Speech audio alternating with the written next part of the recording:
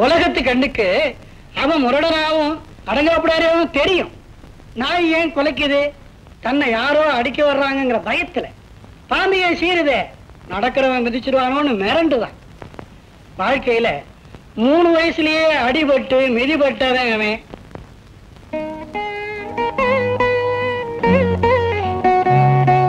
பிறக்கிறப்பவே அம்மாவை முழங்கிடுச்சேன்னு அப்பங்காரனுக்கு புள்ள மேல எப்பவுமே ஒரு வெறுப்பு. தனியா விட்டுட்டு போயிடாதீங்கப்பா, எனக்கு பயமா இருக்குங்கப்பா. அப்பா, இவங்க எல்லாம் எனக்கு சோறு கூட போட மாட்டாங்கப்பா. நான் உங்க கூட வரேன்ப்பா. அப்பா 5 வயசு குழந்தைய அனாதையா விட்டுட்டு வியாபாரம் பண்ண வெளிநாடு போயிடுவாரு. பசிக்குதா ஐயா?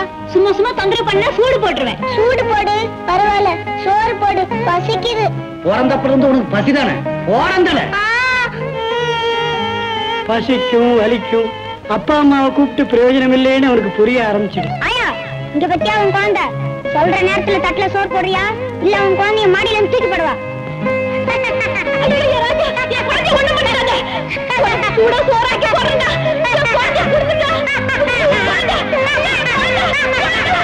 பயமும் பயமுறுத்தலும் தான் அவனுக்கு அப்பா அம்மாவா துணை இருந்து.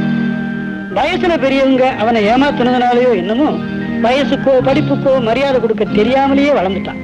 சொக்காய பிடிக்கிறதும் காட்டு கூச்சல் போடுறதும் அப்படியே தான் வளர்ந்தது.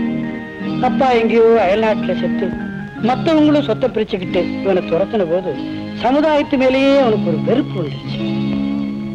பரவாயில்ல கொடுங்க. டேய், இப்ப மட்டும் என்ன தொழில்ல தினம் தினம் அவனை சுத்தி எப்பவும் பொய் சொல்றவங்க ஏமாத்துறவங்க தான். வேலை முடிஞ்சு 2 மணிக்கு தான் விடுறானுங்க. சோர்ந்து போய் வர்றவனுக்கு சோறு போட கூட ஆள் கிடையாது. பை நிறைய பச்சை நோட்டு இருக்குது. பசியை தீக்குமா சொல்லுங்க?